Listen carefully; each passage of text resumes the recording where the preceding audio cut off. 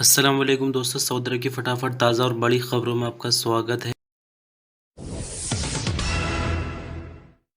Saudi ministry of interior का कहना है कि सऊदी अरब में कोरोना नियमों पर अमल करना हर एक की जिम्मेदारी है। पब्लिक प्लेसेस में सोशल डिस्टेंसिंग न रखने पर 1000 रियाल तक का जुर्माना हो सकता है। मिनिस्ट्री ऑफ इंटीरियर की तरफ से जारी नोटिस में आगे कहा गया है कि पब्लिक प्लेसेस में सोशल डिस्टेंसिंग रखना जरूरी है। इस कानून को वायलेट करने वालों को सजा का सामना करना होगा। मिनिस्ट्री की तरफ से जारी सर्कुलर के मुताबिक शॉपिंग मॉल, सरकारी और पब्लिक ऑफिसेज जहां पर अंदर जाने के लिए टेम्परेचर कराना ज़रूरी है, उसको भी वायलेट करने वालों पर 1000 रियाल का जुर्माना लगेगा। इस कानून का वायलेशन अगर बार बार होता है तो जुर्माना 1000 रियाल तक किया जा सकता है। आपकी जानकारी के लिए बता दें कि सऊदी अरब में मिनिस्ट्री ऑफ इंटीरियर की तरफ से कोरोना वायरस से लोगों को बचाने के लिए एसओपीज जारी किए गए हैं, जिन पर अमल करना हर एक के लिए ज़रूरी है। मिनिस्ट्री की तरफ से जारी नियमों के मुताबिक मॉल्स और ऑफिसेज या फिर बंद जगहों पर जाने से पहले बॉडी का टेम्परेचर चेक कराना ज़रूरी है। मिनिस्ट्री के नए नियमों के तहत वो लोग जो मॉल्स वगैरह जाने से पहले जिस्मानी टेम्परेचर चेक नहीं कराएंगे, उन पर 1000 रियाल का जुर्माना किया जाएगा। सऊदी ट्रैफिक विभाग ने औरतों के लिए लिमोजिन ड्राइविंग लाइसेंस जारी करने शुरू कर दिए हैं। लाइसेंस जारी करने के लिए सभी तरह के इंतजाम पूरे कर लिए गए हैं। सबक वेब न्यूज़ के मुताबिक ट्रैफिक विभाग ने कहा कि औरतों के लिए 18 ड्राइविंग स्कूल रिजर्व किए गए हैं, जहां से वो लिमोजिन ड्राइविंग लाइसेंस ले सकती हैं।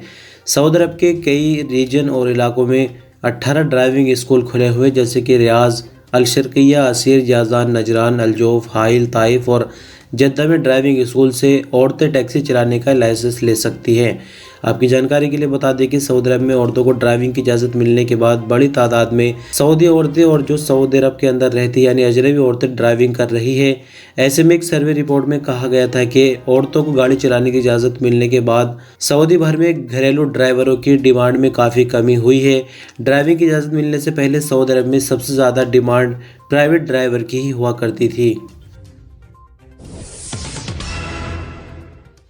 इस साल हज होगा या नहीं, या किस हिसाब से हज होगा, इस बारे में तो कुछ नहीं कहा जा सकता। जैसे कि कोरोना एकदम से हमारे सर पर आकर खड़ा हो गया है, तो ऐसे में हालात पूरी तरह से ख़राब हो गए हैं। लेकिन हज मिनिस्ट्री की तरफ से हज को वायलेट करने वालों के लिए कुछ नई गाइडलाइन जारी की गई, यानी जो लीगल तरीके से हज करने की सोचते हैं उनको पहले से ही चेता दिया गया है। सऊदी अरब में मिनिस्ट्री ऑफ इंटीरियर ने परमिट के बिना हज करने वालों के लिए सख्त सजाएं फिक्स कर दी है।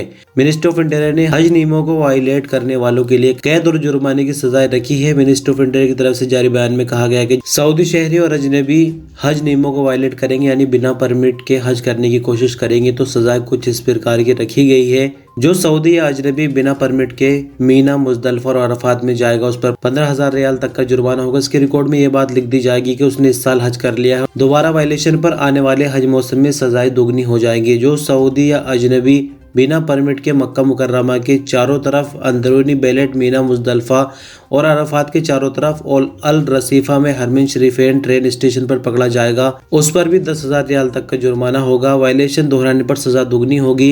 हज वाली जगहों से पकड़े जाने पर भी हज का मौका नहीं दिया जाएगा।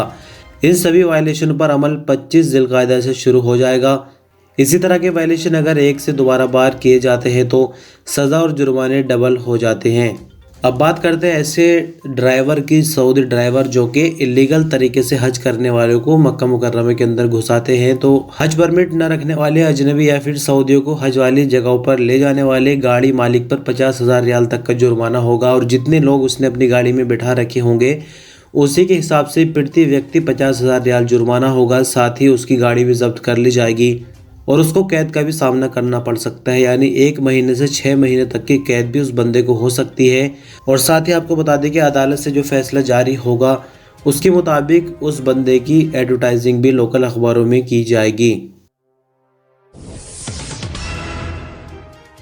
हरमीन शरीफैन की मैनेजमेंट ने मस्जिद नबवी की छत नमाजियों के लिए जुमेरात से खोल दी है। आज न्यूज़ के मुताबिक मैनेजमेंट ने ट्विटर पर जानकारी दी है कि कोरोना एसओपीज की पाबंदी के साथ ज़ायरीन ने 6 जनवरी 2022 यानी 3 जमादी सानी 1443 हिजरी से मस्जिद नबवी की छत नमाजियों के लिए खोल दी गई है। मैनेजमेंट ने कहा कि यह फैसला कोरोना वायरस को फैलने से रोकने और नमाजियों की बढ़ती तादाद को देखते हुए किया गया है। मस्जिद नबवी शरीफ की छत खोले जाने से लोगों को काफ़ी फ़ायदा होगा। नमाजियों के लिए गुंजाइश बढ़ने से ज़्यादा लोग मगरिब और इशा की नमाज मस्जिद नबवी में अदा कर सकेंगे। आमतौर पर इन दिनों नमाजों की तादाद ज़्यादा होती है। सऊदी अरब के सभी स्कूलों में जुमेरात को आखिरी पढ़ाई का दिन रहा, जिसके बाद बच्चे और टीचर्स की 10 दिनों की छुट्टी हो गई है। सबक वेब न्यूज़ के मुताबिक दोबारा से पढ़ाई 16 जनवरी से शुरू होगी।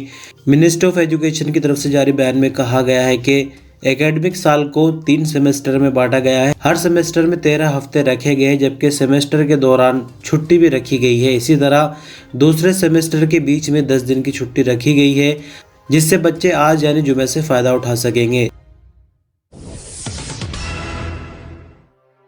मस्जिद हराम में ज़ायरीन की सुविधा के लिए सोशल डिस्टेंसिंग को बनाए रखने के लिए मताफ में 34 ट्रैक बनाए गए हैं। सबक वेब न्यूज़ के मुताबिक हरमैन मैनेजमेंट ने कहा कि तवाफ़ के लिए ट्रैक रिजर्व करना ज़ायरीन की सलामती के लिए है। मैनेजमेंट का कहना है कि मस्जिद हराम में उम्रा ज़ायरीन और नमाजियों के लिए स्पेशल इंतज़ाम किए गए हैं। मस्जिद हराम के अंदर और बाहरी सहनों पर मौजूद सभी नमाज पढ़ने की जगहों पर सोशल डिस्टेंसिंग बनाए रखने के लिए स्टिकर भी चिपका दिए गए हैं। सऊदी मिनिस्ट्री ऑफ हेल्थ की तरफ से बीती शाम आई कोविड-19 की रिपोर्ट के मुताबिक नए मामले 3168 रिकॉर्ड पर आए। नई रिकवरी 608 और 2 नई मौत की खबर है। टोटल एक्टिव मामलों में से क्रिटिकल केसेस 117 जो कि हालत नाजुक की वजह से आईसीयू में है। 3168 नए मामले रिकॉर्ड पाने के बाद कुल मामले 5,68,650 हो जाते हैं। 608 नई रिकवरी के बाद 5,44,161 कुल रिकवरी, 2 नई मौत के बाद 8,888 कुल मरने वालों की तादाद हो जाती है। सऊदी मिनिस्ट्री ऑफ कॉमर्स की चेकिंग टीमों ने सऊदी शहरियों और अजनबियों को कोरोना से बचाने के लिए मार्केटों में एसओपीज पर अमल हो रहा है, यानी इसको चेक करने के लिए मुहिम शुरू कर रखी है। सऊदी प्रेस एजेंसी के मुताबिक चेकिंग टीमों ने 1 जनवरी से 5 जनवरी के दौरान सऊदी भर में 16,800 चेकिंग दौरे किए हैं। बाजारों, शॉपिंग मॉल, कमर्शियल कॉम्प्लेक्स वगैरह में वायरस से बचाव के लिए एसओपीज पर अमल का माहौल देखा गया। चेकिंग टीमों ने 194 वायलेशन रिकॉर्ड करके संबंधित विभागों के खिलाफ कार्रवाई की। मिनिस्टर ऑफ कॉमर्स ने आगे कहा कि सभी कारोबारियों को हिदायत की जाती है कि वो नोज मास्क की पाबंदी कराए, साथ ही सोशल डिस्टेंसिंग को भी मेंटेन करे। ऐसे किसी भी बंदे को अपने यहाँ आने से रोकें जिसने वैक्सीन की रिक्वायर्ड डोज नहीं लगवाई है। असीर रीजन के संबंधित अथॉरिटी ने अपने हमवतन यानी दूसरे सऊदी के कत्ल के इल्ज़ाम साबित हो जाने पर सऊदी को जुमरात के दिन सजाए मौत पर अमल करा दिया। सऊदी प्रेस एजेंसी के मुताबिक मिनिस्ट्री ऑफ इंटीरियर की तरफ से जारी बयान में कहा गया है कि एक सऊदी फरहान बिन मसूद बिन दरा अल कहतानी ने अपने हमवतन यानी दूसरे सऊदी रबी बिन हसीन बिन दहाम अल कहतानी को फायरिंग करके जान से मार दिया था। इंटीरियर मिनिस्ट्री का आगे कहना था कि वारदात के बाद मुलजिम फरार हो गए थे, लेकिन पुलिस ने कुछ ही वक्त में उसको गिरफ्तार कर लिया। मुलजिम का चालान फौजदारी अदालत में पेश किया गया। फौजदारी की अदालत ने इल्ज़ाम साबित हो जाने पर फरहान अल कहतानी को मौत की सज़ा सुना दी थी। सज़ा के खिलाफ मुलजिम की तरफ से दायर अपील खारिज होने और ऐवान शाही यानी किंग सलमान की तरफ से सज़ा पर अमल को अदालती फैसले की पुष्टि के बाद जुमरात को आखिरकार इसको सजाए मौत दी गई। सऊदी अरब के मौसम विभाग का कहना है कि आने वाले दिनों के दौरान सऊदी भर में मौसम तो ठीक रहेगा, लेकिन सोमवार से कई इलाकों में बारिश का नया सिलसिला भी शुरू होने वाला है। अल अखबार चैनल से बात करते हुए मौसम के जानकार अकील अल अकील ने बताया कि सऊदी अरब के ज़्यादातर इलाकों में मौसम सामान्य रहेगा, लेकिन उम्मीद है कि सर्दी बढ़ सकती है। अल अकील ने आगे कहा कि शनिवार से हवाओं का रुख दक्षिण से दक्षिण पश्चिम की तरफ होगा, जिससे टेम्परेचर बढ़ सकता है, लेकिन सोमवार से तबूक और मदीना मुनव्वरा के कुछ इलाकों में बारिश होगी। जद्दा में भी मध्यम दर्जे से लेकर मूसलाधार बारिश होने की उम्मीद है। तो इस तरह से दोस्तों बस ये आज के इस न्यूज़ बुलेटिन की आखिरी खबर थी। शुक्रिया, अल्लाह हाफिज़।